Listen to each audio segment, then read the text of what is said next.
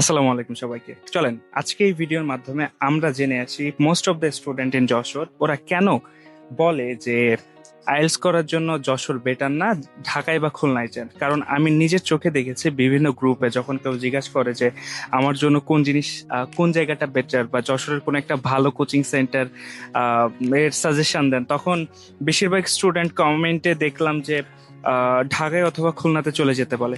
এই কোশ্চেনটার অ্যান্সার আজকে খুঁজবো যে রাইট নাও এই সিচুয়েশনে কিভাবে মানে ঢাকায় বা খুলনাতে যাওয়াটা যশোরের স্টুডেন্টের জন্য ওয়াইজ। সো আমার কোনোভাবে মনে হয় না যে বর্তমান সিচুয়েশন আর আগের সিচুয়েশন এক, কারণ যশোর শহরে এনএসএস স্টাডি অ্যাসোসিয়েট আছে। এখানে এমন একজন টিচার আছে যার আইএলটিএস ওভারঅল ব্যান্ড হচ্ছে 8, এবং তিনি স্টুডেন্টদেরকে আসলে নিজের ম্যাক্সিমাম এফোর্ট দিয়ে পড়ান। তিনি গতানুগতিক পড়ালেখার মধ্যে নাই, এবং গতানুগতিক আসলে শিক্ষাটাকে কিভাবে বিজনেসে রূপান্তর করা যায় সে একদমই বিজনেস মাইন্ডেড না। অ্যান্ড আমি তাকে দেখে অবাক হই যে আমরা এমন একজন টিচারকে পাইছি যিনি আসলে তার সম্পূর্ণ এফোর্টটা স্টুডেন্টদের উপরে ব্যয় করে। আপনারা যদি আমাদের প্রিভিয়াস যে স্টুডেন্টগুলো আছে তাদের সাথে আলোচনা করেন বা তাদের সাথে কখনো কথা বলেন, আমি তাদের রিভিউগুলো নিচে দেওয়ার চেষ্টা করব। তারপরেও যদি সামহাও পসিবল হয় তাদের সাথে কথা বলা, তাহলে আপনারা কথা বলে দেখবেন যে আমাদের টিচার কাজী নিলয় হাসান স্যার কতটা অমায়িক একজন মানুষ। ঠিক আছে, সো এটা গেল যে খুব ভালো একজন টিচার যশোরের শহরে আছে, সো খুলনায় বা ঢাকাতে যাওয়ার দরকার নাই, এটা এক। দুই, যশোর শহর বা যশোরের আশেপাশে মনে করলাম যে আপনার বাসা, এখানে কি হলো, আপনার বাসায় আপনি থাকতে পারছেন, আপনার খাওয়ার কোনো খরচ নাই, আপনার থাকার কোনো খরচ নাই। কিন্তু যখন আপনি ঢাকায় যাবেন, ঢাকা আপনার জন্য একটা অচেনা শহর। ঠিক আছে, সেখানে আপনার খাওয়ার খরচ আছে, থাকার খরচ আছে, ঢাকার পরিবেশ তো বাংলাদেশের মানুষরা জানেই যে কেমন। ঠিক আছে, তারপরে আপনি কখনো ঢাকায় যাননি, এমন একটা সিচুয়েশনে আপনি ঢাকায় গেছেন, সো আপনি ঢাকায় সার্ভাইভ করতে পারবেন কিনা এটা একটা কথা। সো আমার কোনো মতে, আমি এটা ভিডিওটা অনেক বড় করতে চাই না, কিন্তু আমার পার্সপেক্টিভ থেকে আমি মনে করি এই যশোরের স্টুডেন্ট বা যশোরের আশেপাশের স্টুডেন্ট যেমন মাগুরা, তারপর ঝিনাইদহ, তারপর সাতক্ষীরা, এই জেলাগুলোর যে মেধাবী স্টুডেন্টগুলো আছে বা যশোরের যে স্টুডেন্টগুলো আছে, তারা যদি এখনো মনে করে থাকে যে যশোরের থেকে ঢাকায় বা খুলনায় করা বেটার, আমার মনে হয় না এটা কোনো ওয়াইজ ডিসিশন। কারণ অলরেডি আমি বললাম আমাদের এনএসএস স্টাডি অ্যাসোসিয়েটের ব্যাপারে। ইভেন আমাদের এনএসএস স্টাডি অ্যাসোসিয়েটের কথা বাদই দিলাম, হলো এটা অ্যাফোর্ডেবল, এখানে টিচাররা অমায়িক, এখানে ম্যানেজমেন্ট অমায়িক, এখানে সবাই খুবই সাপোর্টিভ, এখানে অনেক সুযোগ সুবিধা আছে, মানলাম, সবকিছুই বাদ দিলাম। যশোরে আদার্স যেসব কোচিং সেন্টার আছে বা আইএলটিএস এর জন্য যেগুলো আছে সেগুলোতেও কিন্তু অ্যাডমিশন করা যায়, কারণ তারাও কিন্তু খারাপ না। ঠিক আছে, তাদেরও অনেক ভালো অভিজ্ঞতা আছে, তারাও তাদের হাত থেকে অনেক স্টুডেন্ট বিদেশি উচ্চশিক্ষার জন্য গেছে বা তারাও ভালো পড়ায়, তারা খারাপ পড়ায় না কিন্তু। ঠিক আছে, সো এমন একটা জায়গা রেখে, যে জায়গাটা যশোরের মানুষের জন্য যশোর একটা ব্লেসিং, সো এই জায়গাটা কেন আপনারা নষ্ট করেন, কেন আপনারা ঢাকায় যান টাকা খরচ করে, যেখানে চিনেন না জানেন না, সামান্য একটু স্বাধীনতার জন্য দেখবেন যে লাইফটা নষ্ট হয়ে যাবে। সো এটা আপনাদের করা উচিত না। আপনাদের যশোরে অনেক ভালো ভালো কোচিং সেন্টার আছে, সো আপনারা চাইলে এগুলো ট্রাই করে দেখতে পারেন। এদের সাথে কথা বলতে তো দোষ নেই, তাই না? কথা বলে দেখেন, একটা দুইটা ডেমো ক্লাস করেন, দেন যদি আপনার মনে হয় যে না আইএলটিএস ঢাকায় যে করা বেটার হবে, দেন যান, কোনো সমস্যা নাই তো।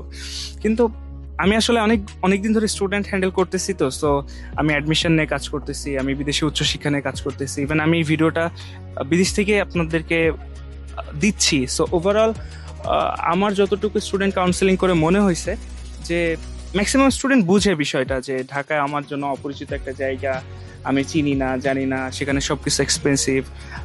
সর্বোপরি ঢাকাতে যতগুলা আইএলটিএস এর সেন্টার বলেন বা যেটাই বলেন, যেই কোচিংগুলো আছে সেগুলো কিন্তু ওদের ডেকোরেশনটা দেখলে আপনি অবাক হয়ে যাবেন। ঠিক আছে, ওদের ডেকোরেশন দেখলে মনে হবে একটা স্টুডেন্টের ক্ষেত্রে যে আসলে গ্রাম থেকে গেছে বা একটা জেলা শহর থেকে গেছে, সে যখন দেখবে, দেখার পরে আসলে সে ভাববে যে আমি কোথায় আসলাম, এদের অফিসটা কত সুন্দর। হুম, এই জিনিসগুলো আসলে একটা স্টুডেন্টের চোখ ধাঁধায় যায় অনেক সময়। এটা নর্মাল, খুবই নর্মাল, এটাকে আমরা নর্মাল চোখে দেখি। কিন্তু এই চোখ ধাঁধানোটা কতটুকু ওয়াইজ বা কতটুকু এটা ভালো আপনার জন্য, তাই না?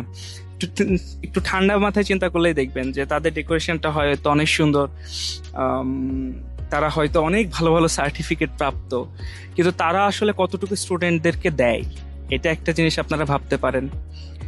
এটাও ভাবতে পারেন তারা যখন এত টাকা ইনভেস্ট করে এই জিনিসটা কমপ্লিট করছে, এটা কি কোনোভাবেই বিজনেস মাইন্ডেড হতে পারে না? এই জিনিসগুলো অনেক ভাবনা চিন্তার বিষয় আছে। সো আমি এই ভিডিওটা তাদের জন্যই বানাচ্ছি যারা আসলে ঢাকা এবং যশোরের মধ্যে, খুলনার মধ্যে আহ, ইয়ে করতেছেন, মানে তফাৎ খুঁজতেছেন। তারা এই ভিডিওটা আশা করি দেখবেন, অ্যান্ড দেখার পরে বুঝবেন অ্যান্ড নিজেরাই চিন্তা করবেন। ঠিক আছে, যশোরের কোর্স ফি একরকম, খুলনার কোর্স ফি একরকম, ঢাকার কোর্স ফি আর এক রকম, টোটালি ডিফারেন্ট।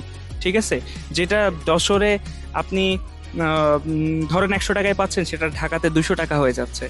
সো টাকার নষ্ট, তারপর হচ্ছে ফ্যামিলি থেকে দূরে থাকা, খাওয়ার খরচ, অনেক অনেক সময় ঢাকার পানি ভালো না, খাবার ভালো না, আপনি অসুস্থ হয়ে যেতে পারেন, ঢাকার ওয়েদার ভালো না।